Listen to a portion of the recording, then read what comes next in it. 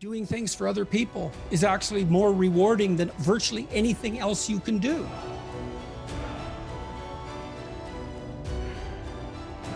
People have talked to young people about responsibility in any real sense, and been on their side at the same time for like 50 years. And that's just too long because most people find the meaning in their life through responsibility. I was dealing with very serious issues and people were in trouble. They were on a good path and getting better, and we were collaborating in that. So it was a lovely enterprise. I loved it. In deep conversations, meaningful conversations devoted to making things better. It was great. Opening up my day to work more and more. So now I work from 3:30 to 6, fairly intensely every day. And I started one day a week, and then it was 2, and then it was 3. And then I could see, was I better when I was working, or was I better when I wasn't working? And the answer was clear. I was better when I was working. And it wasn't just clear to me, it was clear to the people who were watching me. And so it looks to me that that also indicates that it probably wasn't the work that... Some people just die, and horribly. Yeah, life's rough, no doubt about it. And if good luck comes your way, then you should be grateful for it. And if happiness manages to manifest itself, you should be grateful for that too. Well, it certainly doesn't hurt to be in good physical condition, so we can walk through it. Stop drinking too much. How do you know if you're drinking too much? You regret what you do when you're drinking. It's interfering with other important goals. It's causing you financial distress. It's getting you in trouble with your friends or your family. It's getting you in trouble with the police. So stop abusing substances if you can, right? If you see that they're hurting you.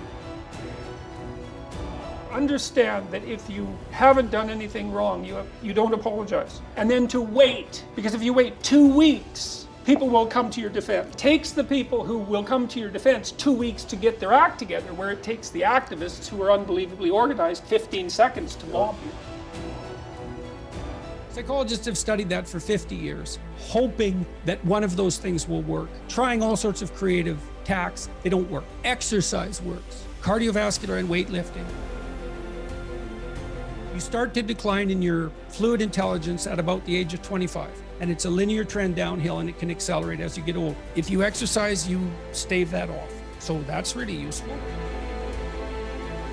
Well, because the attention was unbelievably intense. I mean, there were days upon days where there were reporters lined up coming into the house one after the other. That really hasn't stopped. I mean, it stopped, let's say, in the last 2 months.